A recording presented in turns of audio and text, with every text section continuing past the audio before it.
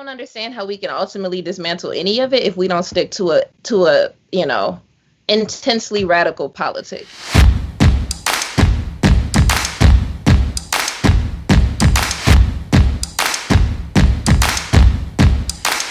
You're not broke if you're taxing rich people.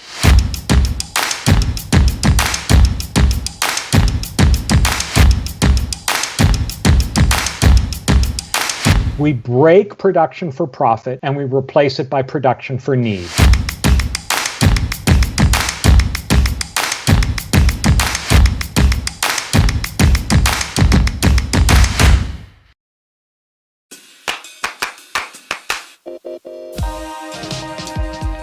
This event is brought to you by Haymarket Books.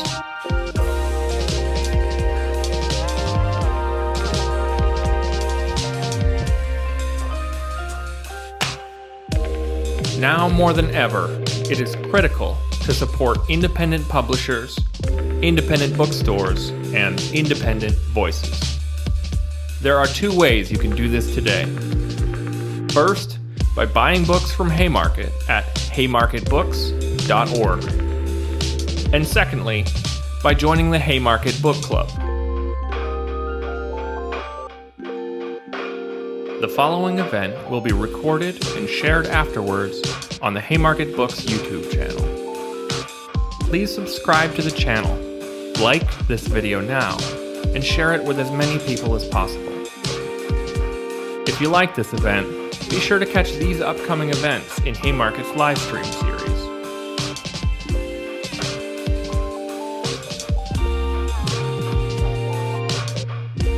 You can register for these upcoming events on the Haymarket Books Eventbrite page.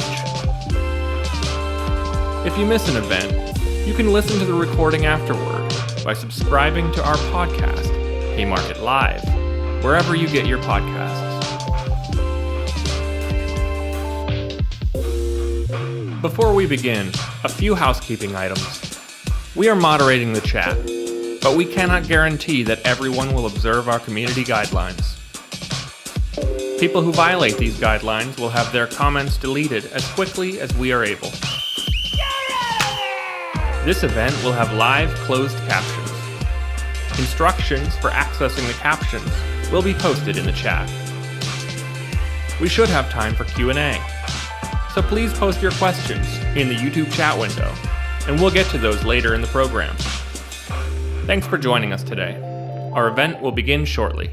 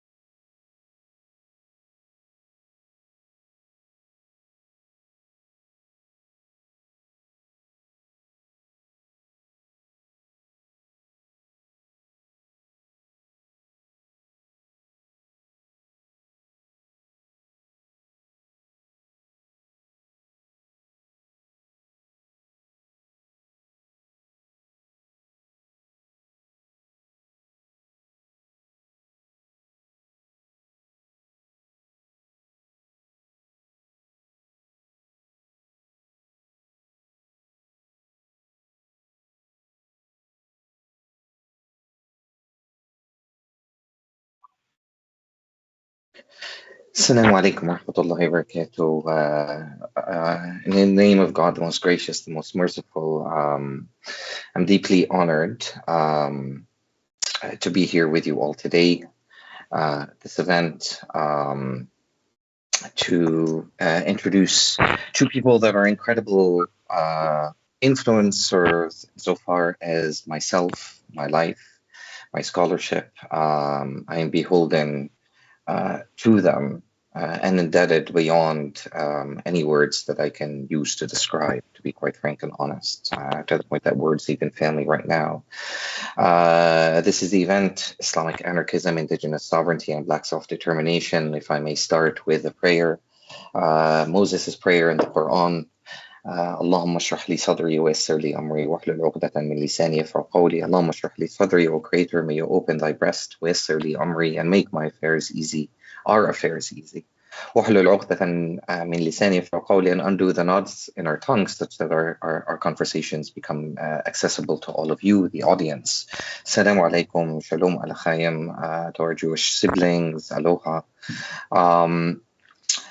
I have the esteemed, distinguished honor of introducing Ashanti Alston and Kēhaulani Kauanui. Ashanti Alston is a revolutionary Black nationalist, anarchist, abolitionist, speaker, writer, elder, motivator. A longtime member of the Jericho movement, he's presently an advisory board member of the National Jericho Movement and co-founding board member of the Center for Grassroots Organizing Vermont Land Project. He continues giving talks and writing inspirational analyses concerning the dismantling of the myriad oppressive regimes in which we find ourselves enmeshed. He's one of the few former members of the Black Panther Party who identifies as an anarchist in the tradition of ancestor Kwesi Balagun, the Black Panther Party and the Black Liberation Army. He developed abolitionist politics in the early years of critical resistance. He has helped save the life of a baby pig with the animal liberationists, learned depth queer politics from being challenged, and wants to see non-ego eldership partaking through sincerely loving the younger generations who truly want to carry it on. I've known Ashanti for over 20 years. We met first at Blue Stockings here in New York City. And it's a great honor to have him with us today. Kēhaulani Kauanui is a scholar activist who teaches critical Indigenous studies, settler colonial studies, critical race studies, and anarchist studies at Wesleyan University. Kauanui is the author of Hawaiian Blood, Colonialism and the Politics of Sovereignty and Indigeneity, Duke University Press, 2008. Paradoxes of Hawaiian Sovereignty, Land, Sex, and the Colonial Politics of State Nationalisms, Duke University Press, 2018, and editor of Speaking of Indigenous Politics, Conversations with Activists, Scholars, and Tribal Leaders, Minnesota Press, 2018. She co-hosted and co-produced 2 anarchist radio programs, Horizontal Power Hour between the years of 2010 and 2013, and Anarchy on Air 2014 to 2019, and was the sole producer and host of Indigenous Politics from native New England and beyond, 2007 to 2013, all of which emanated from WESU, Middletown, Wesleyan State University, Connecticut. She also served as a guest editor for a special issue of Anarchist Development in Cultural Studies focused on the politics of indigeneity, anarchist praxis, and decolonization in 2021. Kauanui is one of the 6 co-founders of the Native American and Indigenous Studies Association, MESAAS, established in 2008. Kēhaulani, I had just gotten to know. We corresponded, I believe it was last summer, and I had the gracious honor of having her come into my life at a time in which I desperately needed her. And since we've come to know one another, we met fairly recently, and she's been with me practically day to day in heart and spirit and communication since. And again, words cannot begin to describe what she has come to mean to me. Her love, her trust, her wisdom, her strength. I'm indebted to her as I am to Ashanti. Insofar as myself, my name is Mohamed Abdou. I'm a North African Egyptian Muslim anarchist interdisciplinary activist scholar, if you will, guerrilla intellectual of Indigenous, Black, critical race, and Islamic studies, as well as gender, sexuality, abolition, decolonization, with extensive fieldwork experience in the Middle East, North Africa, Asia, and Turtle Island. Was the Arcapita visiting assistant professor of Middle Eastern Studies, South Asian Studies, and African Studies, MESAAS at Columbia University. I'm in my office right now. I'm a former assistant professor of sociology at the American University of Cairo, and I had completed my postdoctoral fellowship at Cornell University. I taught at the University of Toronto, specifically Dr. Eve Tuck's course on Indigenous land education and Black geography, then at Queen's University. My research stems from my involvement with and post-anti-globalization, post-Seattle 1999 movements, organizing for Palestinian liberation, the Tyendinaga Mohawks, land defense with them and with the sister territories of Kahnawake, Akwesasne, and Kanasatake during the standoff over the Culverstone Track, as well as anti-war protests of Iraq and Afghanistan, the Zapatista movements in Chiapas, as well as the 2011 Egyptian uprisings. I am the author of Islam and Anarchism, Relationships and Residences, that was published with Pluto Press in 2022. And I wrote my transnational ethnographic and historical doctoral manuscript that is due for publication. And it was on Islam and queer Muslims' identity, gender, sexuality, race in the contemporary, and I completed it in 2019. Without further ado, you are about to tune in to a discussion, a roundtable on Islamic anarchism, indigenous sovereignty, and Black self-determination. I am speaking from specifically Lenni Lenape territory, Stolen Land, and I'm very grateful for Haymarket and Pluto Press for allowing the vicinity and the room to make this happen. Without further ado, I believe Ashanti will be leading the conversation. So yes, thank you, Ashanti. Okay, thank you. And thank you. I'm so honored to be here. And I get to see Kēhaulani for the first time. We've known each other for years. This is like the first. So it's really a big thing. That's probably 50% of the nervousness. So, but I'm feeling much better now. The butterflies are coming out.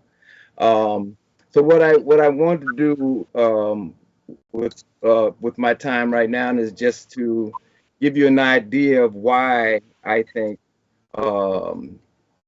Mohammed's book, Islam and Anarchism, is so important, and what kind of led me through my growth to feeling this need for a more multi-dimensional approach to revolution, to changing this world that I have not seen. I think things have been too one-dimensional. So just a little bit on some of my background to give you a sense of why this is important to me. My family, and not to go into details about my family, but here's from some of my notes. My family, middle passage, intergenerational. So how did we get here, to Turtle Island that became this empire? Is that they brought us on slave ships. And so here we are, we land here. We didn't have no choice of being here. We were used on plantations for hundreds of years and then so-called, free and all that other mess. Yet we still find ourselves, I feel in a sense, metaphorically, in that slave ship still, addressing them same questions because we're still not free. My family is a religious family. It's actually a Hebrew Israelite and then later Baptist denomination. But it was always in the family, church. My father at some point was a minister. We was never required to really go, but the communing in the church, the singing in the church, the praying in the church, though it didn't really resonate with me at the time, later on, there seemed to have been something important about it in terms of what was holding my family together and what was holding communities together. And then, once I get to see that this is all Black people's pretty much life in this so-called empire, United States, something was keeping us together beyond just it being material. We're in material conditions of capitalism, racism, et cetera, et cetera. The questions about why that was so always stayed with me, even though at a certain point I began to get politically involved, 14 years old, a rebellion. And soon after that into the Black Power movement, soon after that into the Black Panther Party. And then at some point, underground, captured, prison. not to go into any of the details, but all this period from 14 on was constantly learning about struggle, about organizing, why it was necessary to bring our people together and to bring us together in all the different ways that we knew and understood. But I think one of the limitations was we came into the scientific thinkings, you know, the modernist models of revolution, the Marxist, Leninist models and the Maoist models, and it left out a lot. And I think there was ways that we, even in the Panther Party, was trying to address it, but I don't think we knew how. In prison, it was the chance to let me read so many different things. So I'm beginning to see from the radical psychologies that there's more. But even my comrades inside, because some of my comrades, even though we went in Marxist Lenin, some took their Shahada and became Muslims. And I reacted at first like, oh, what are you doing? You're leaving the fold. You know, we're Marxist Leninist Maoists. And then some things had to remind me, but wait a minute, we love Malcolm X. We love H. Rat Brown, who became Muslim Jamil Al-Amin. And so at some point, me wanting to understand, say, well, let me understand their religious beliefs some more. Let me listen to them. I started to participate in their Ramadan. Well, this is a great way because you got to read certain, which you know, Muhammad's certain sections, certain amounts of the Ramadan. You read the Quran every day until you complete it. So I did that because I want to understand what is it that draws them to this kind of spirituality. I began to see people with Zikr beads, and they're praying, and it's a repetition. And at the same time, Angela Davis' book comes out, and Angela talks about how she started to use meditation.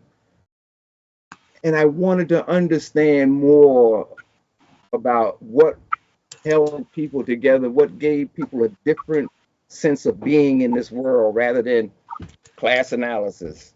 Here you go. Anti-colonial analysis. It had to be more. Getting transferred from Marion, Illinois to Lompoc, California, Leonard Peltier and other indigenous prisoners are there. And at some point, they allowed the indigenous prisoners to have a sweat lodge. And so I want to understand, what is it? What is it? What are they doing? Why is that important? And it's not just a reaching back, but it's a reaching in. And it seems to be, it gives you a connection to everything, to all. And like, okay. I just want to understand it, because it seemed like those of us who are just the staunch ideological folks, we're just moving on, but we don't have a sense of the allness or the mystery of it. And does it play a part? Coming out, I learned more of the liberation theologies. So now it's like back to the church, or at least who is this Jesus guy, and why was he important? You know, and it was beyond him, those who saw him as God. I wanted to know, who is he on the ground? Who was he on the ground on his day to day? What motivated him? What moved him? In the organizing in the streets, I was not concerned with whether people was adopting my ideology. I wanted now to, if I'm meeting Muslims, if I'm meeting Christians, or I'm meeting folks of different spiritualities like the Yoruba folks in New York, you know, my thing is to understand what holds you together. How does it do that?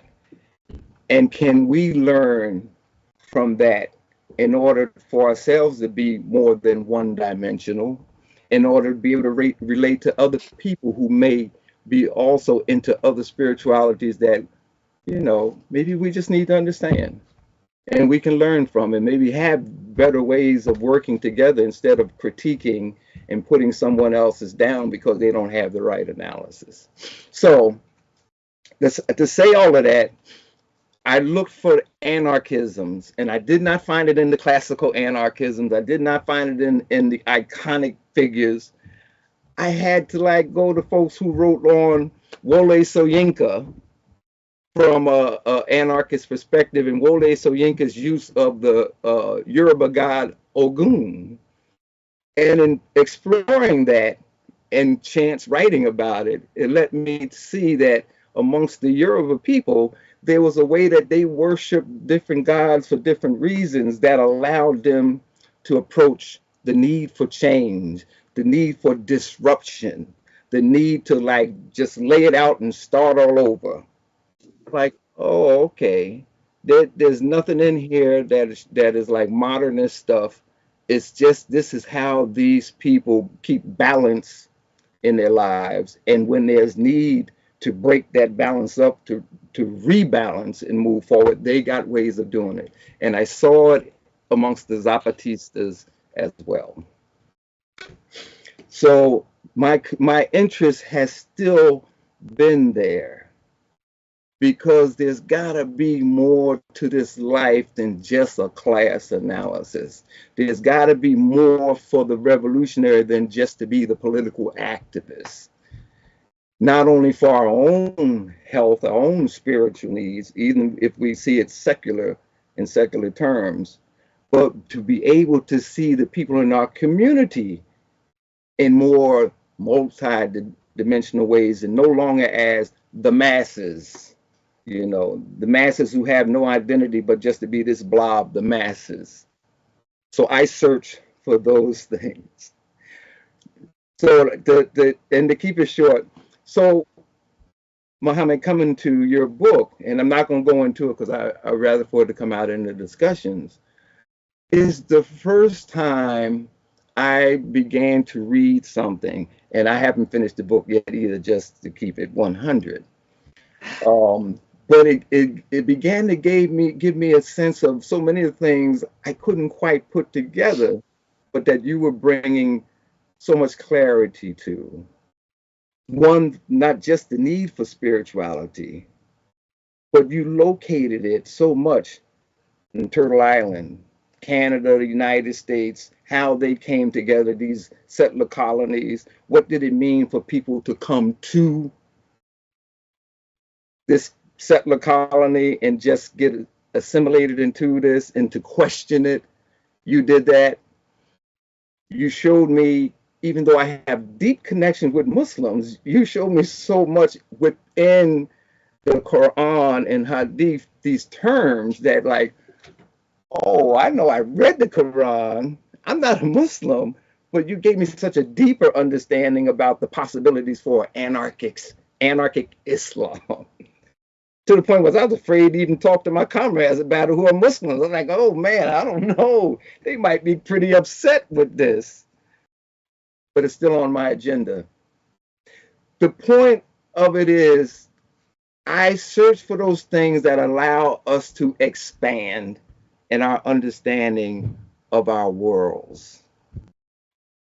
I search for those things that helps us to move away from just being able to only see with these blinders, to be able to sense that we can live multi-dimensional lives.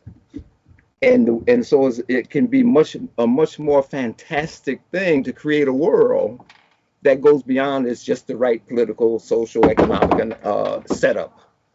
There might be much more that we can do. So it's a big part of what your book is allowing me to see, pretty much for the first time, how much of a doable it is. And there's still other perspectives and other people's offerings that can help us. And yours just opened that door for me. And I can't wait to be able to share it with others so that we can be able to move to better places and confronting this empire and getting it off the back of the turtle and being able to create those worlds, like the Zapatistas say, where many worlds exist, and we can return to, I don't know about return, but we can get to them right relations with all. Now we can talk about all that exists and all that we understand and all that we don't understand, and be okay with it. So much of the concepts that you bring out in your book was giving me so much more to go on to see its real possibilities. So I'll leave it there because I know there's a lot more, and I'm anxious for the discussion. Thank you, Ashanti. Kēhaulani. Wow, mahalo, thank you. Mhm. That opened up so many rich threads. Can't wait for the discussion. Aloha kako, valina kako, greetings everyone. I'm so honored to be part of this conversation, and thank you, Mohamed, for inviting me. And I'm really thrilled to get to connect with Ashanti over your book. I want to acknowledge that I'm coming to people here from a place that's traditionally known as Mattabesset, also known as Middletown in central Connecticut, which is the homeland of the Wangunk Indian people. And as people around here know, I have been very critical of superficial land acknowledgements as empty liberal gestures. Oh, yes. But I'm mentioning it here because I have been long engaged in a project called Decolonizing Indigenous Middletown with living Wangunk descendants who are still here. And it's another story of how long it took me to actually find Wangunk individuals because of the deep settler colonial violence and erasure of their history and the living presence. And so I really want to acknowledge the living Wangunk that still endure now in the 21st century in a place that was hit by Dutch and English colonization in the mid 1600s. I also want to acknowledge that Middletown was one of the 3 most active slave ports in all of New England. Mm. And Middletown has, that was until recently, a very little known history of enslavement amongst the dominant society. Here, white and other people of color who didn't know the history here. And the port was also a place where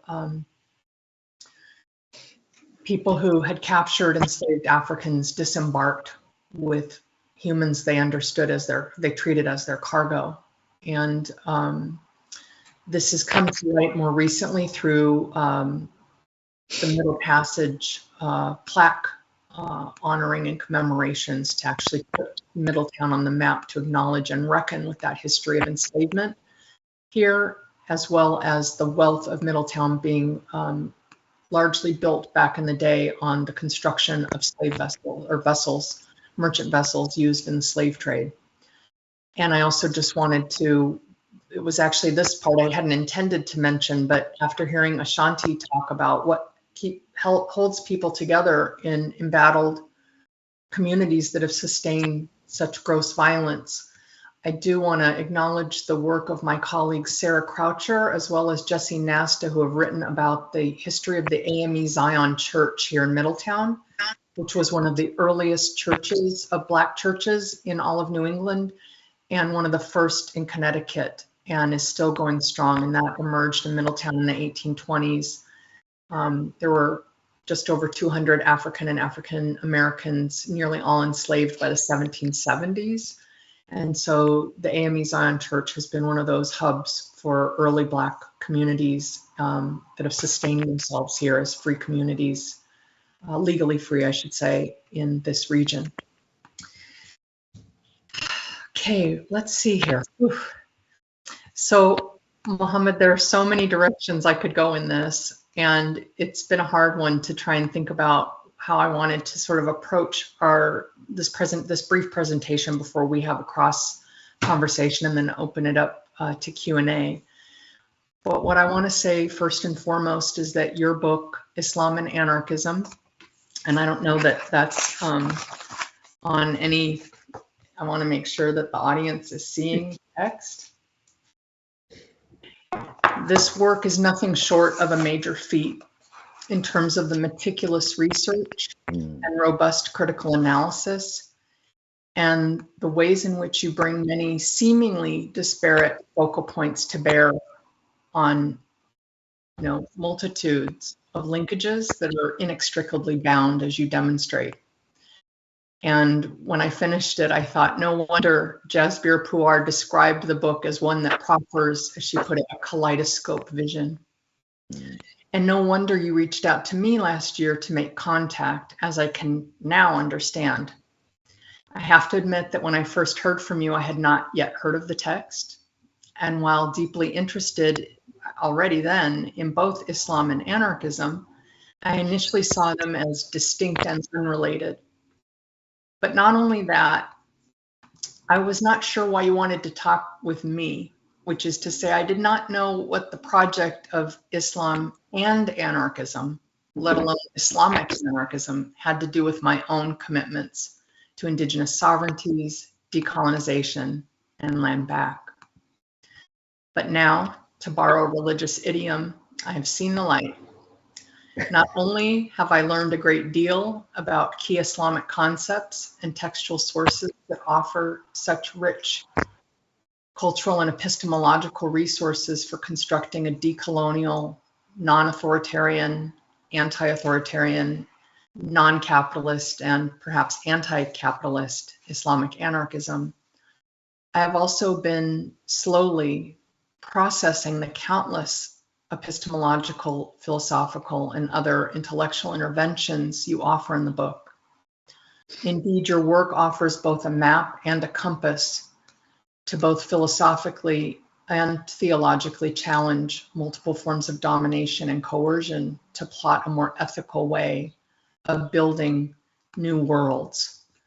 And I really heard, that's what I also really heard coming from Ashanti, right?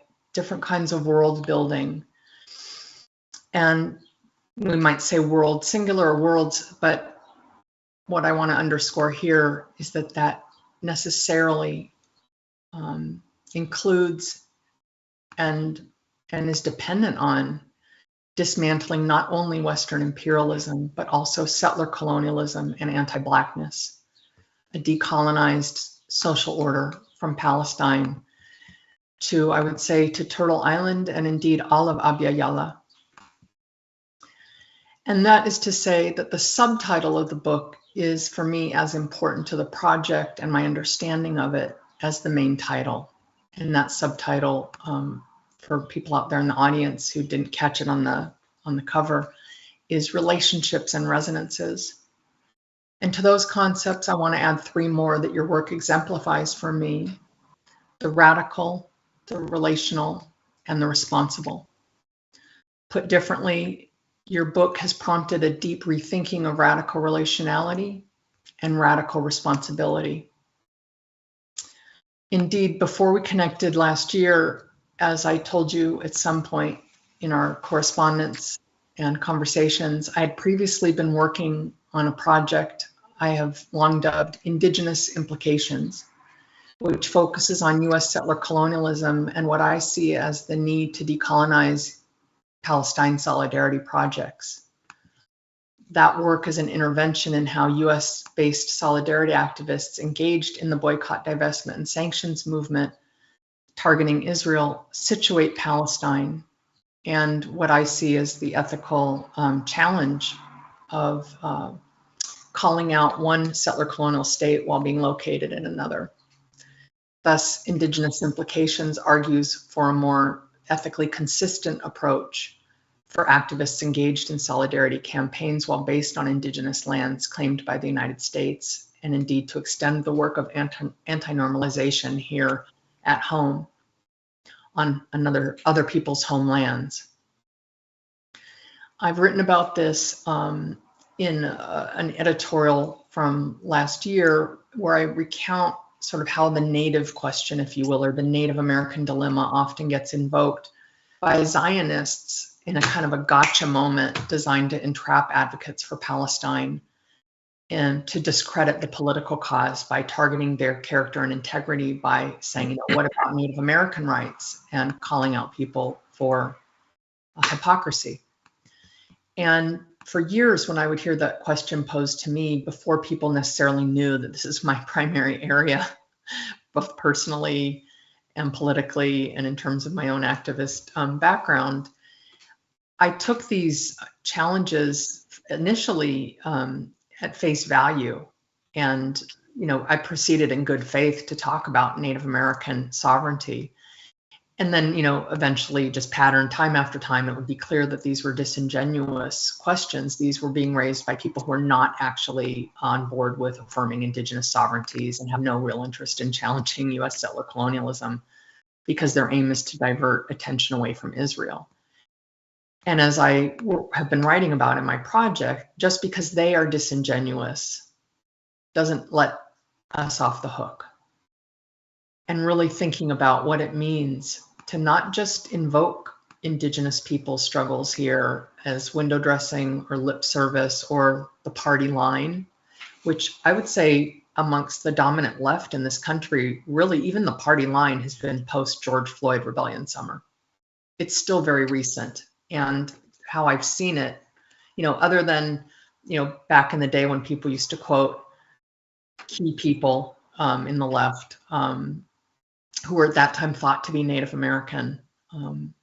Other than that, really just this kind of window dressing post George Floyd rebellion summer that has mostly been in the form of taking down colonial monuments, which I think is very important, and also in trying to look at the kinds of iterations around land acknowledgements, but really not going further around land back, and also beyond land back, really thinking about what it means to not just acknowledge, but to hold oneself accountable to indigenous sovereign governance and what that actually looks like. And so this is one for me, because this has been a long-term project of my own. This was one of my points of entry into your work. And what I want to highlight, I'm not going to summarize your whole text, obviously, but I did want to highlight for people who haven't looked at the text yet, that chapter 3, which was actually the first chapter I read. And then I went back and started from the introduction. I started with chapter 3 because it's talking about decolonization and re-indigenization. And so I just went right to that, right? And I told you that because I committed to reading at least one chapter before our first Zoom call last August or September. And I went back and went to the intro and 1 and 2, and then reread 3. And so chapter 3 is really where I dwell in terms of kind of where my own sort of work cross cuts. And yet I learned so much from the rest of the text. And I also want to really highlight chapter 5. I want to talk a little bit more about some other themes, so I'm not closing up, but I did want to also highlight, because I'm talking in the moment about Palestine solidarity, your chapter 5 titled Uprisings on IM, and then IM is in the parenthetical, Possibilities and Militant Resistance, on the politics of militant resistance and nonviolence, and thinking about that work that you've laid out in this very moment around the genocide in Gaza and the ways in which people who are speaking in solidarity with Palestine and against a live stream genocide and the attempted obliteration and annihilation of the Palestinian people are chronically and constantly held to sort of articulate where they stand on armed resistance. And so I did want to highlight or flag chapter 5 because I think we might want to have some conversation about that during the Q&A, given what's going on right now in Palestine, and also given what you have endured in the last couple months since the U.S. House Committee on Education hearings with the president of Colombia discussing you in response to Congresswoman Stefanik. And for the audience out there wondering, what is she talking about, or B, does she have permission to talk about this? I did talk with Mohamed briefly ahead of time to ask if I could raise this issue of not only being thrown under the bus and blacklisted, but having both a congresswoman and the president of the university put a target on your back. And I think it's very much inextricably bound to what you lay out in chapter 5. And it's emblematic of the actual problem around the ways in which this war is being misconstrued and misframed. And I think so much of that also has to do with your work on religion and liberation and the ways in which people have talked about this, meaning dominant media, about a religious war, but not the one that you might talk about, right? So not talking about the roots of the Christian Crusades and what we might see now around Christian evangelical anti-Semitism and Islamophobia, but the ways in which this is getting pitted as an issue around between Jews and Muslims. And so there's a lot there that we could discuss, but I want to actually take the conversation, if I could talk for a few more minutes, and just mention a couple other nodes that for me really resonate, kind of going back to the Indigenous question and also indeed to the religious question and wrapping full circle to where Ashanti opened us up, if that's okay, if I could take maybe a few more minutes. So one of the things that I want to note in terms of the project of you really doing these close readings of the concepts found within Islam and also in the religious texts is around really rereading them as epistemological and ethical resources to actually look at the ways in which they've been grossly misrepresented and misconstrued, and thinking about what they offer in terms of a 21st century politics of, a deep colonial ummah, if you will, and how inspiring and beautiful and rich that is, and how life affirming that is. And I was thinking about my last book called, that you mentioned in the introduction, Paradoxes of Hawaiian Sovereignty, where I'm really looking past a Christian colonial politics that really pulverized Indigenous lifeways when it came to communal land holdings, gender egalitarianism, as well as a pantheon of sexual possibilities and prospects, and really a colonial Christianity that has had me very critical of religion, because in Hawaii, there was no Christianity without the colonizing project as an historical force. And I think about how that's wrapped up with Hawaiian sovereignty that is statist, right? The founding of the Hawaiian kingdom by brutal warfare, led by Kamehameha, High Chief Kamehameha, who became the first monarch, waging war from 1795 to 1810. And people talk about that as founding the kingdom. It's like, how do you found a kingdom in 15 years? It's with incredible violence.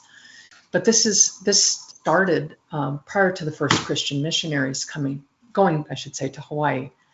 And I'm in the belly of the beast, so to speak. They came mostly from Connecticut as well as Massachusetts, the first mission to the Sandwich Islands, as they called them.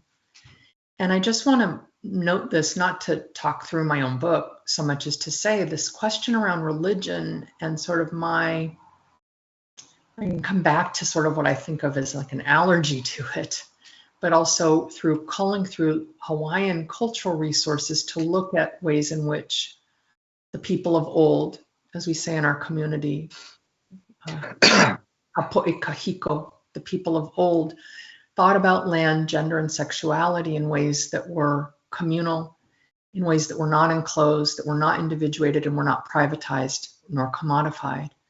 And thinking about how Hawaiian elites, in order to keep Western imperialism at bay, founded not just after Kamehameha I established the monarchy, it's by Kamehameha III really securing global recognition for a nation state.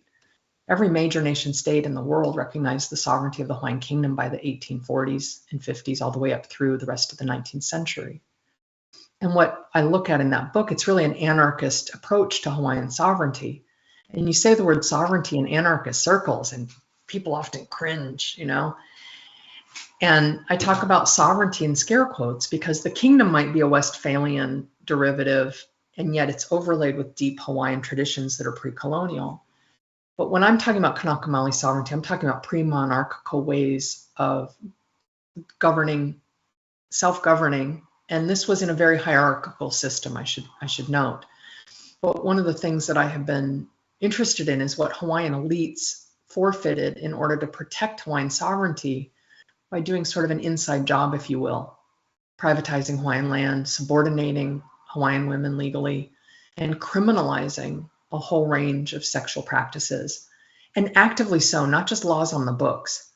The roads in Hawaii were built through incarcerated labor, often for this category called adultery, in a society where there was no real marriage, where multiple partners could be had for people of all genders. Notice I didn't say either gender, because we had more than two. And where, you know, you could have, where bisexuality was normative, for lack of a better word.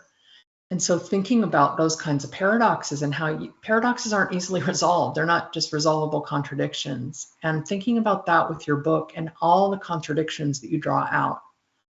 That's one of the through lines throughout the whole text, is how to navigate and negotiate these contradictions. And part of them are about, as I understood it, within contested terrain amongst Muslims around different ways of understanding and practicing Islam, but also, of course, through different renderings by Western societies and others of Islam. So with that, I wanted to just highlight a couple things and then wrap back around to the question of religion and spirituality, and what your book really opens up for me in really interesting ways that I'm still processing, honestly. And part of that also is not just with engaging your text, but getting to meet you in person earlier this month, and thinking about your practice of opening our very session with a prayer. And I have things I can say about that in terms of what that sort of how I think about that, or how that lands for me.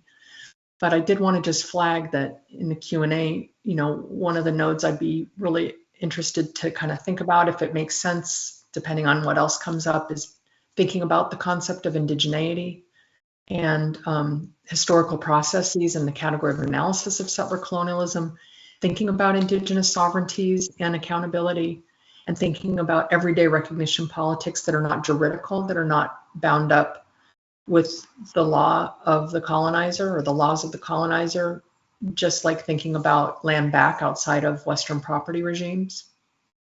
Another connecting piece for me around the question of religion in your book and in your works since the book is the significance of 1492, and thinking about that for questions of indigenous sovereignty and Aboriginal land title in Native North America, both on the US or Canadian claimed sides of the settler colonial state. But one of the things that I wanted to kind of wrap back towards is this question of religion and spirituality, and how in my mind I've thought of them as very distinct. And one of the things that your book has done, it's been very challenging for me personally around this question, and around sort of outing myself, if you will, coming out of the closet a bit in terms of somebody who prays on the daily. Most Hawaiians I know, including those who would say that they're not religious at all, pray all the time. I pray before I go on hikes with friends. I don't usually do it with them. I do it in the car at home before I venture out, or usually before I get in the car, but sometimes when I'm in the lot waiting for them. These are things we don't talk about in our political circles, at least not in my experience on the continent. Whereas in Hawaii, people open with prayer all the time at political meetings and at the university and in public offices. And sometimes they're Christian prayers, and sometimes they're traditional Kanaka Maoli prayers. And so prayers are very common as ritual to open just about anything, including, but not only, food and the consumption of it. But thinking about what it means to come correct, or to be pono. We have the concept of pono, which is correct in terms of balance. And we say ho'oponopono, which has been so mangled by the New Age spiritual lot of ho'oponopono. And yet ho'oponopono means to come correct, to make it right. You know, and I know that concept in the Black vernacular, to come correct. And I think of it as very similar from my own understanding of it. So, you know, just thinking about, just to riff for a minute, is, you know, thinking about what does it mean? I mean, I've co-produced 2 different anarchist radio shows. Ashanti Alston was a guest on one of them, Horizontal Power Hour, 2010, I think it was. But, you know, the maxim of no gods, no masters. We have thousands of deities in Hawaiian society. I can't get behind no gods and no masters, you know. I can get behind no non-consensual masters, you know. No gods, you know, this comes right out of Europe. We're talking about monotheism. And so for me, this is where I have always parsed spirituality from religion, because I've always put monotheism in the religion basket and everything else into the spiritual, or almost everything else. And I feel like your book really breaks down what I constructed as a polarity, maybe a binary. And so one of the things that I'd be interested in discussing, if appropriate, and if it comes out a little more organically, is, you know, what renditions of indigenous spirituality also get mangled and commodified by the dominant settler colonial society, and what are the binding principles that have to do actually with governance and land, and what does it mean to actually live in a Pono way on particular lands where the people of those lands learned how to actually steward those lands by virtue of emerging from them, right? Hawaiians know how to do that in the islands. You know, the people that have that skill set. I wouldn't count myself as one of them. I'm a diasporic. I didn't, you know, pull tarot from the lo'i, but meaning that the people of old know that place, know that landscape, know that geography, know that geology. And so thinking about that, the other thing I wanted to mention is that, you know,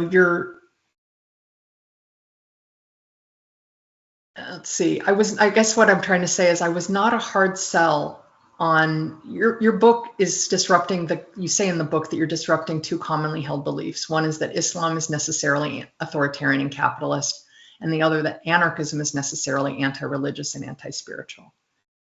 And I was not a hard sell on the first point. I didn't know enough about Islam to say one way or another where authoritarianism does or does not fit, or did or did not fit. But I have to admit I was somewhat resistant to part of the latter. That is the presumption that anarchism is necessarily anti-religious. And as I've basically, I guess, all but confessed, I've been long grappling with the anti-spiritual component. And so, you know, and I also just want to mention here, and I am wrapping up, I promise, is I mentioned to you, but I do want to say in this forum that all of that I just kind of disclosed, I'm kind of blushing, kind of disclosed, is I'm a fan of, I hope people know this book, it's really important, Erica Lagalisa's work called Occult Features of Anarchism. And the subtitle is With Attention to the Conspiracy of Kings and the Conspiracy of the Peoples. This is a 2019 historical study in which she explores the hidden correspondences between classical anarchism, which Ashanti was talking about, in relation to what she talks about as Renaissance magic and occult philosophy. And what she does is she does this deep historical dive to then bring it to contemporary left political attachments to the secular, and talking about this sort of mystique of socialist cosmologies as she talks about them. And so she charts this suppressed history of secret societies in Europe in relation to the emergence of anarchism. And she also really talks about the ways in which contemporary leftist anarchists are happy to romanticize indigenous peoples until, say, a Mayan gets up and starts the meeting with a prayer, and then everyone's kind of like cringing and uncomfortable and doesn't know what to do. That's like, I feel like you're going right in there, like right for the jugular. And there's so many jugulars in this work, right?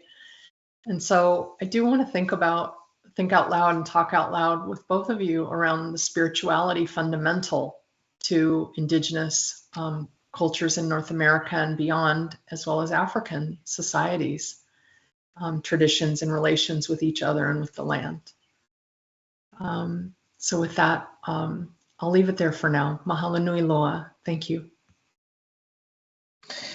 Thank you, Kēhaulani. And Ashanti, wow.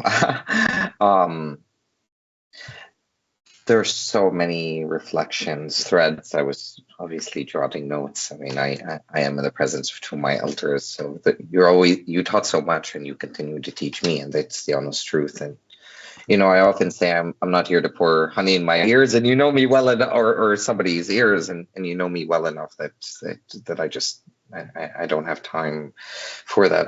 My heart is on my sleeve, but I'm really incredibly indebted to you both for your serious engagement, for your thoughts and reflections, and the so many threads that you provoked.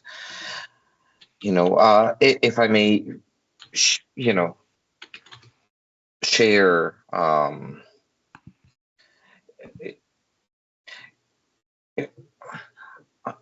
I learned very quickly, arriving as a settler of color in 1996 to Haudenosaunee and Anishinaabe territory, Kingston, Ontario. I lived 45 minutes away from Tyendinaga Mohawk Reserve. Learned very quickly that, you know, precisely as had been noted, land acknowledgements are not about land acknowledgements. They're about intent, purpose, and action. Intent, purpose, and action. And I have to say that, you know, in so many ways, Indigenous people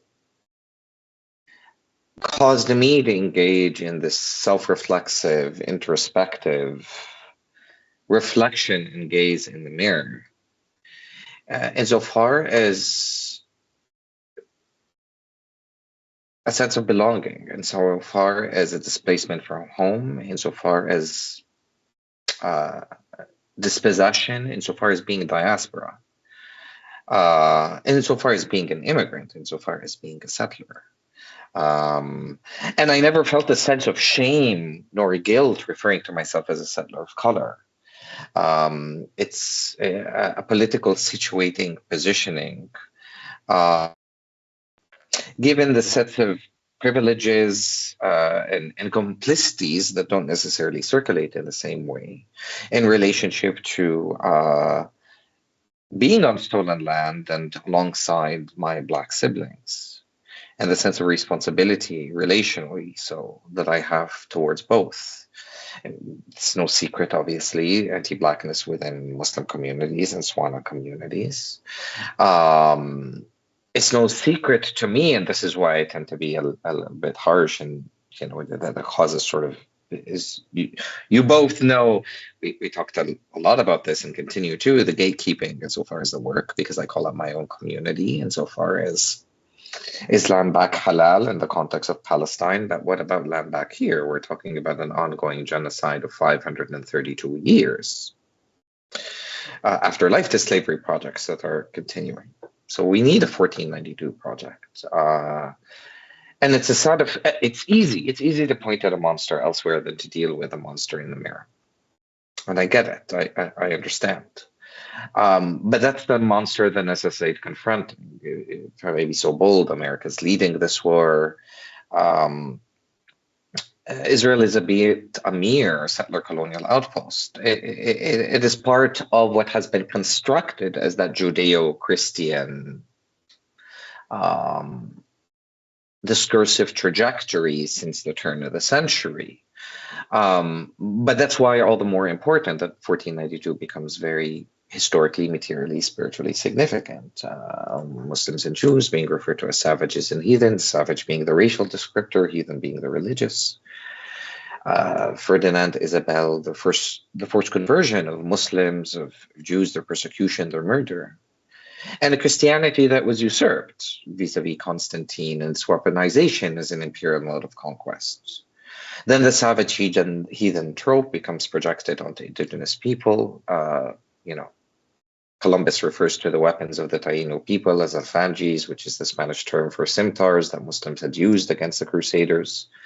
Hernán Cortés refers to Aztec women as Moorish women, Aztec temples as Moorish mosques, Montezuma, the Aztec leader, as a sultan. Even the term Berdach that was projected onto two-spirit people, right, was originally projected on gender non-conforming Muslims. So the new world to me was very evident insofar as manifesting that of the old. Manifest Destiny, Doctrines of Discovery, Terra Nullius, a third to a fifth of the transatlantic slaves of the Middle Passage, or Muslims from the Arabian Peninsula on the west coast of Africa. To me, this is a crusading war. The liberalism, you know, is the very bosom of white supremacy, just if you will, uses secularism to disguise, to mask its Christian ethos, Victorian notions of gender and sexuality, Protestant common law perceptions and conceptualizations of property. And in the confounding then moment of what happens, what emerges out of 1492, and Ila Shuhat and Sylvia Wynter, like so many, Kēhaulani had written, and others, minority others, but nonetheless, you know, a few, the dimension of social justice, and particularly its relationship to Islam, having grown up in predominantly Muslim societies, attending mosques, I'm hearing about Bosnia, I'm hearing about Chechnya, Afghanistan, Palestine.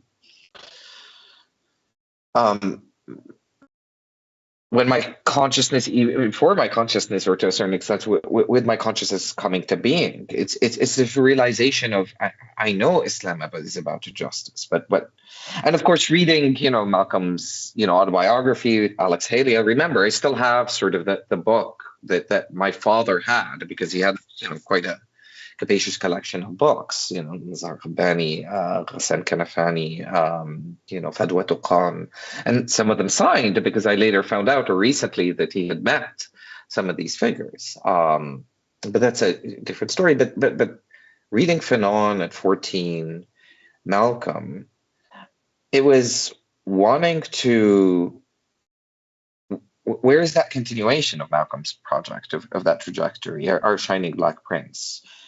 And he's held to such esteem, reverence, rightly so, because I think of Malcolm, at least as I read him, as I'm inspired by him, not engage in any kind of comparison to this beautiful man. May he rest in power. You know, we just celebrated his anniversary of 99 years old, had he lived and not been assassinated. But it's his endless metamorphosis, his non-ideological underpinnings, his capacious capacity, if I may say so, dare say so, to rediscover his own sense of indigeneity constantly. And this is what I was trying to spot. What would Malcolm say about settler colonialism, knowing what we know of it now? What would he say about decolonization, knowing our understanding of it now, distinct as it developed during the 50s and 60s, and what was referred to as decolonization at the time, and what Indigenous scholars, activists have contributed to, insofar as anti-statist frameworks of it, that it's not a celebration of the transfer of power from colonizer to colonized, but rather the undoing and remaking of a world of many worlds. A world for that of those of the below. And what would Malcolm say about his friendship with a queer black man, James Baldwin? What did that lead into a reconfiguration of a queer feminist Islam and anti-authoritarian Islam? What would he say about the Wahhabis, about Saudi Arabia, given his trip to Mecca and evolution, you know, leaving the Nation of Islam and so on?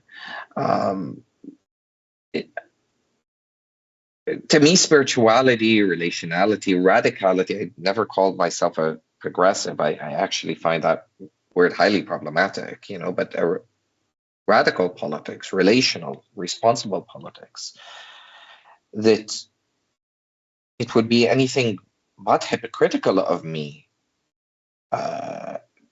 being at the heart of the serpent snake, as Frederick Douglass had referred to her, this so-called shining beacon on the hill.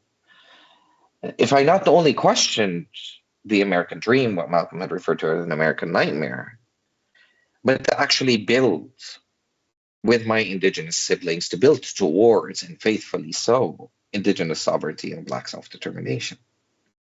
That is the way to free Palestine, as a matter of fact. And if we listen to Palestine, as opposed to superimposing a 1917 or a 1948 narrative, British contrived borders, Sykes-Picot, all that. But if we actually listen to what it is that she has to teach us, I mean, the theme is these days is Palestine will free us all. But that depends on what we choose to listen, whether we listen fully to Palestine, and what her earthen, spiritual, historical, material significance reverberates and echoes for all of us. I don't believe that Islam is my exceptional way, and I left Islam for a year and I returned to it and I fell in love with her more than I ever did. And I did a minor in Jewish studies and studied other traditions, the Arcapita. Islam returned to me as my own path. And it is not to make Islam exceptional other than the fact that in the psyche of the white crusading man, the obsession with this amorphous signifier, because that's what Islam has become, this empty signifier that everything gets thrown onto. Oh, indigenous water protectors are jihadi terrorists. Black Lives Matters are protesters are extremist groups.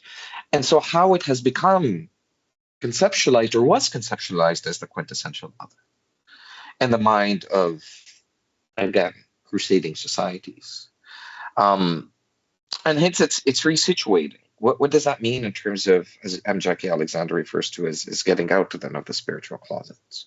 What does it mean when anarchism has been constructed as a religion, when Marxism has been constructed as a religion, when capitalism has its own religion, when the nation state has its own religion? They're all forms of deifications. So, the attempt was to rethink epistemologically, ontologically, what does it mean to really honor Turtle Island and the significance of Turtle Island given this state of catastrophe that we're living in? What does it mean insofar as our Mother Earth, with a spiritual subject and not an object, she has her own timetable and schedule, and she does not necessarily distinguish, as I always say, between, a land defender and a white supremacist. And that doesn't make her any less reasonable or rational. It's just we fail to grasp in our feebleness, in our finality, in our crowning ourselves as demagogues, her own teachings, what we have to learn from her. And hence the concept of al-ghayb that I tried to talk about, the unknown in Islam, and its role that transcends historical materialist dialectical analysis. As we search for that horizon of liberation, of revolution, as opposed to settling for what the scraps of the white man and the Du Boisian identity crisis that we struggle with. We have traitors within our own communities that have internalized cultures of whiteness. Black, red, brown-skinned folks with white masks. That's part of the reality.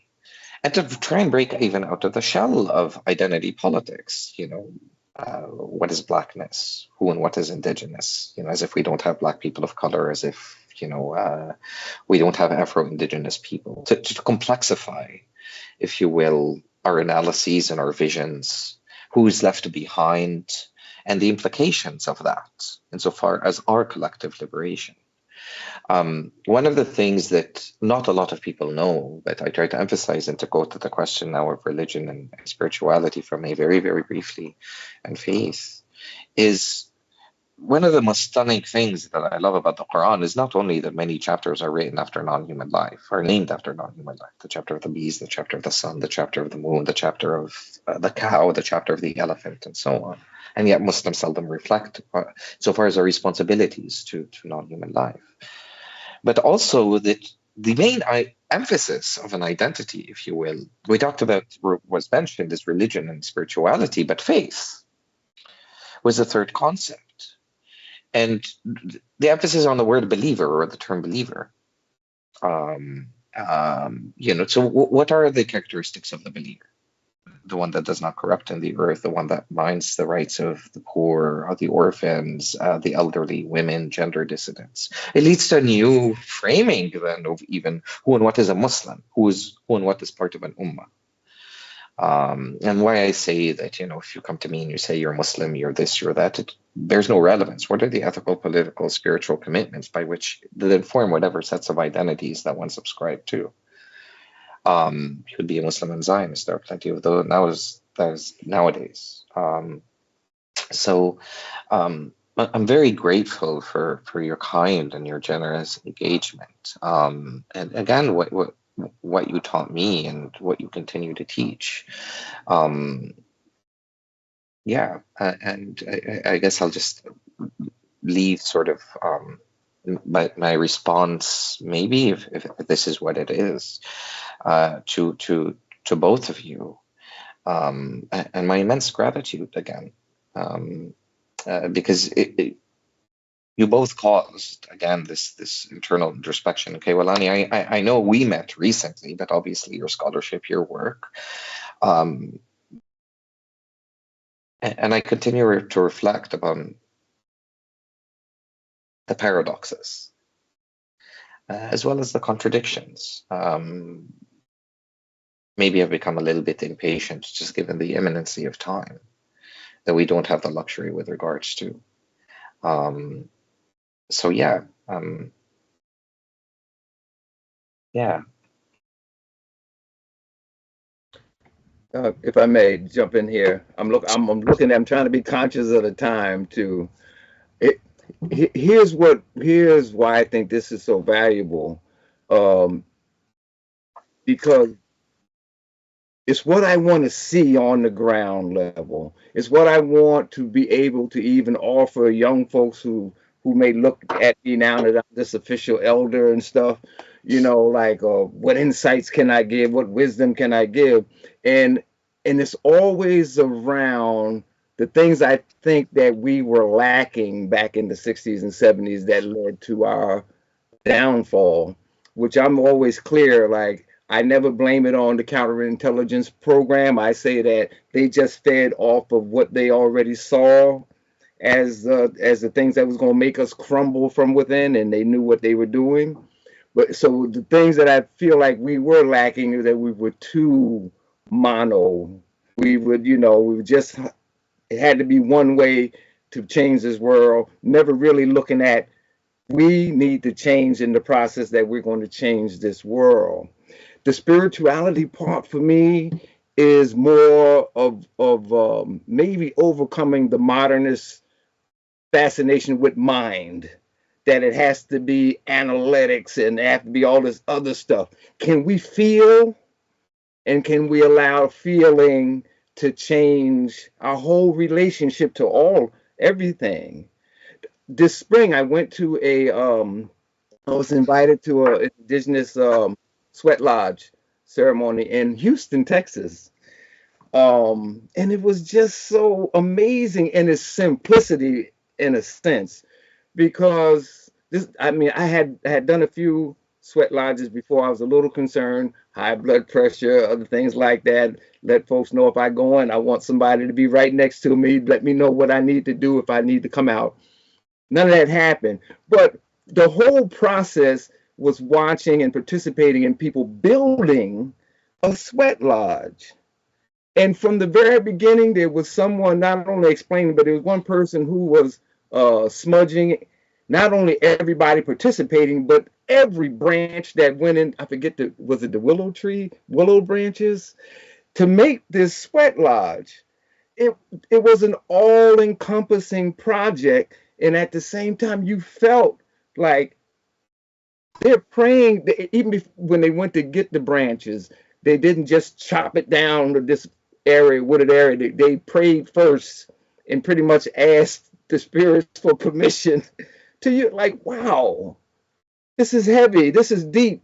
You are really respecting the life in these trees and that comes out of this earth, and the air that you breathe and the sun that shines. They were like explaining that. And I'm like, this is where we need to be. When it was time to eat, we ate communally. Mohamed, it makes me think when you talk about hospitality and just the simplicity of people meeting each other and breaking bread. Yeah, that becomes, and what I feel that happens, it allows us to begin to break all the tentacles that has tied us to this empire that takes us away from just being one with this whole thing. If we're fighting sexism, then it's giving us another part of us a chance to be in touch with everything. It allows for some healings to happen. That's part of the spirituality for me. There's so much that we got to do to heal, and at the same time allow our spirit to just flourish, do your thing. You know, that's why there can't be no restrictions on who you relate to and how you relate to folks that you want to love, you know. But they made it clear too that this whole ceremony was also preparing us to be able to deal with, in a sense, being at war with this monster. And for me, that was very important from where I come from, you know, like Black Panther Party, I still hold to that. I know it's a war, but you just can't be in this war from a real macho thing. There is so much more that has to happen, you know. So when someone gives it to me that is not like, doesn't sound like you way out of space, but I just need to know it and feel it from some real practical ways, you know. When we got up that morning before we even was starting on the sweat lodge, the sister elder took us in the direction of the sun. We was up early in the morning, in the middle of this community. And when it got to us, the sun got to a certain place, she did her prayer, you know, like, wow. So however the different ways that we relate to being in this world spiritually, we can find some ways that help us deal with the trauma that we all go through, and also to reach that love that will really keep us human, you know, help us to move towards right relations. And it pulls us, I feel it pulls us out of feeding this monster. So maybe at some point, when we see that we got it together and we're bringing our communities together and we're respecting each other, and we know that there's different worlds, and then we know that Black folks are fighting for self-determination, Puerto Ricans are fighting for the independence, and we're going to respect all that. We know that the women and the queer folks, they want their lives respected. Oh, then this is not that old revolutionary paradigm anymore. This is a whole new thing. But it's a whole new thing that allows us to really begin to find each other in ways that we never even imagined. I think that's why some folks like Octavia Butler is becoming very important, you know, or that kind of futuristic thinking. But it's helping us to find this thing from here that allows us to change out there, you know. And no longer just this part. I think this part has been doing us in for too long, you know. And so this is why, again, I think that your book brings out so much for me that I had never even thought about. Just one point in particular, the settler of color settler of color responsibilities. Oh, settler of color responsibilities towards indigenous people. It made me also think settler of color responsibility towards Black people. Those of us who came here in slave ships. What does that mean? And that we done been through all this, but we can still see immigrants of all colors coming here off of indigenous Black, brown backs to assimilate and make it. You questions that for me like I've never seen it questioned before. And the importance of it for me is if we're going to have authentic relationships, we got to have the questions. And it makes us feel tense, weird. But that, you know, okay, can that be all right? And can our spirituality help us to kind of, it's all right. We got folks around us. And we can probably develop some other rituals to help us face it. Stop making the decision to become an American and participate in all the madness when you know, or you never wanted to find out what happened to the indigenous nations, that real genocide, to the enslavement of African people, and we're still on the bottom. You didn't want to know, well, you should know now. And we can together confront this stuff, you know. So for me, even now, I'm been trying to develop a more spiritual life. I don't know if I'm there yet, but I know for me, it helps me to remember that I want to feel good. I want to be conscious of all the ways that I have been participating in this madness. And I want to believe that we can really change the world. So that for me is why, whether you're Muslim, the other different spiritualities, sometimes I think with the religion, it gets into the institutionalization, right? But I am constantly reading because I know there's so much more I need to know. But the collective part is that here we are talking about it now, and others I know are talking about it. So that no one person has to be sitting back saying, well, I'll figure this out and I'll let them know how it goes. This is a together thing. So what kind of world can we create where we're really looking at, with queer, what I think with queer folks is that they challenge us in so many great ways to let go of some old concepts that are doing us in. What is man? What is woman? What's family? What's my joy? What's legitimate? All that stuff. And then the last thing is that it may be uncomfortable for a lot of people, but I still don't think we're gonna get out of this without confronting this monster, as Malcolm said, by any means necessary, which should not be just interpreted one way. And I think it's like you said, with what does jihad really mean? It has many different meanings. It should never be just limited to one. But the jihad in here, I do believe, as you, that's primary.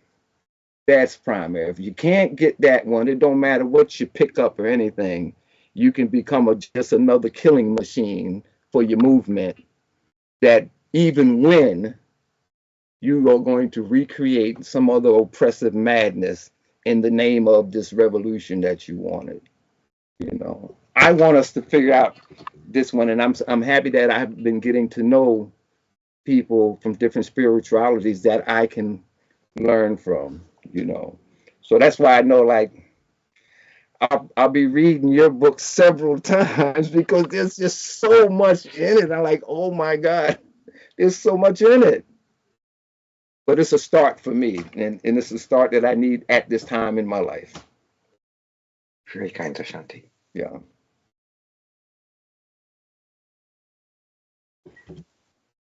Kēhaulani?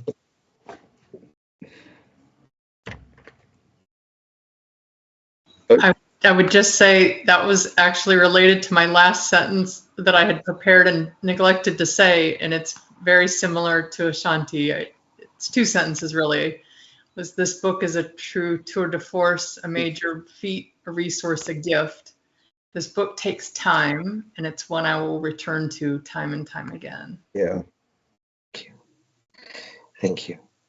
One I touched because it was brought up, and in different ways. The violence is hard.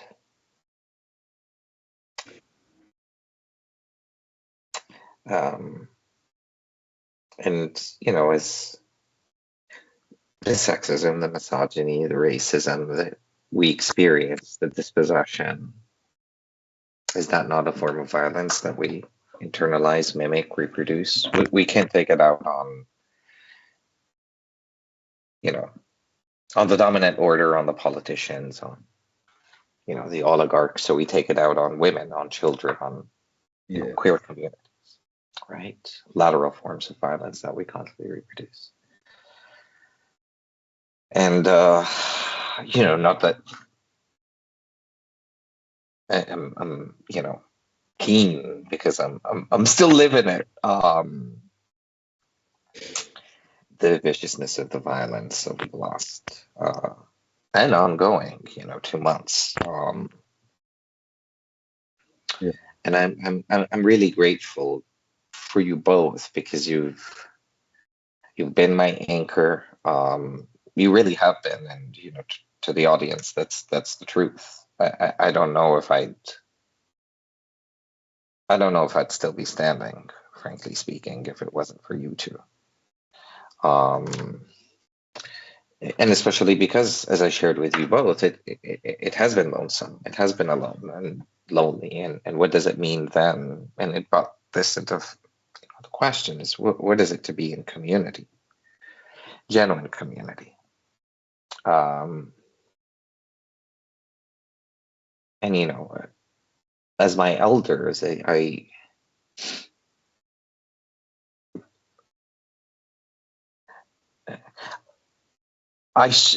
well, you tell me. As my elders, I struggle with the sense of discombobulation, disorientation that I'm feeling right now.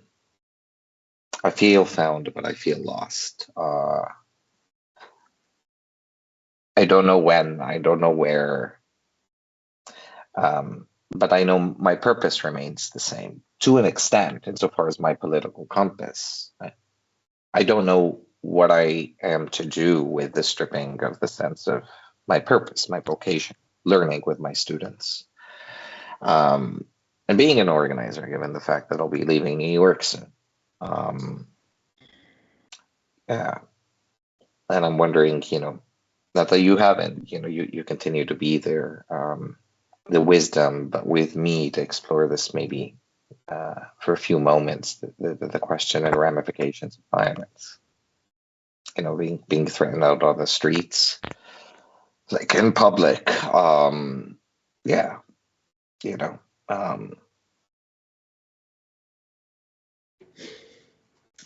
I know it's hard. This has been like since I was 14 years old, so I'm 70, right? I've had my ups and downs, and like Muhammad, I talk about being depressed, but I gotta go to there's times where I just gotta go to that place, that space where I will do certain things. It could be listening to music. It could be me going to church. Sometimes I'm there, sometimes I'm not. But if it's church, I need to be amongst that community. I need to hear that singing. I need the ritual of saying certain prayers. Then there's times where I need to think about my comrades who have already transitioned. Some in prison, some once they got out and didn't, maybe 2 months after, 2 years after. And sometimes their last words was, "Don't give up, don't give up," because it's hard. And it's that area, and I'm consciously watching that time, that area of our spirit, we need to figure out how to nurture even at times where we're physically alone, and we need to do things to raise that up and to be able to be a part of certain communities where we can get that love from others at times when we need it, and knowing that it's others who know that they need to give that at the moments. It's a tough struggle, and this system will wear and tear you down if we don't figure out how to fully integrate that, intentionally integrate that into our activism, our work. So that is still my thing. We'll be here, for you. And there's others like you we got to be here for. I'll leave that there so that my sister can get, because I'm assuming in a couple of minutes he's going to tell us we got to be out of here.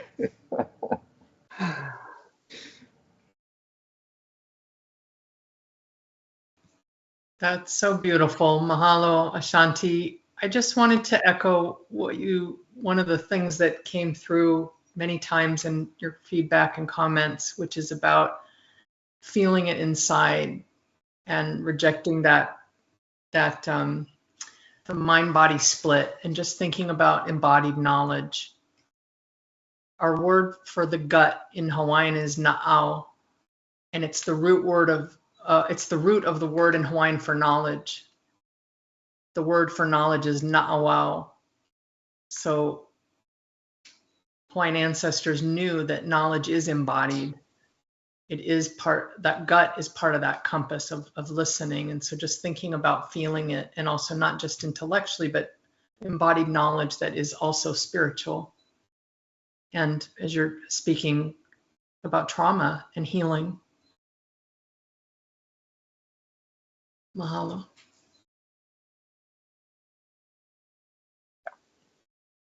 My students the other day, they drew something on the board that, I don't. It's been erased. I guess the workers just had erased it or whatnot. But it was just like, stay strong.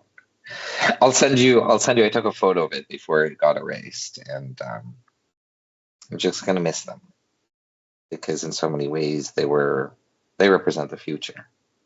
The kids. I always love to recite Mumia's quote: "Our children are what come from immortality, and they are the arrows that we shoot towards infinity." And they really are, continue to be my community. And the brutality that they witnessed, the way that they have been treated,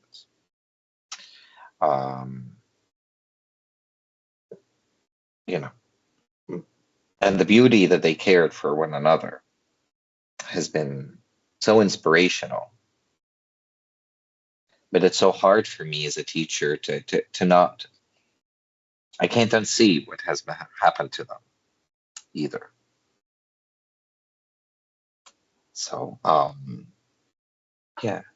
Also, I didn't want to blow past what you were asking, Mohamed, and Sean, in wrapping up. I just wanted to acknowledge, you're dealing with such intense structural forces that hit you, but I'm really seeing your fortitude. And after having finished the book, I'm seeing so much of where it comes from. So, do stay strong, please, and stay. Sean, is it called out? Okay. Sorry, we didn't take any Q&As. These. Yeah. Thank you both beyond words. And sorry, Sean, I should have thanked. Hey, Market.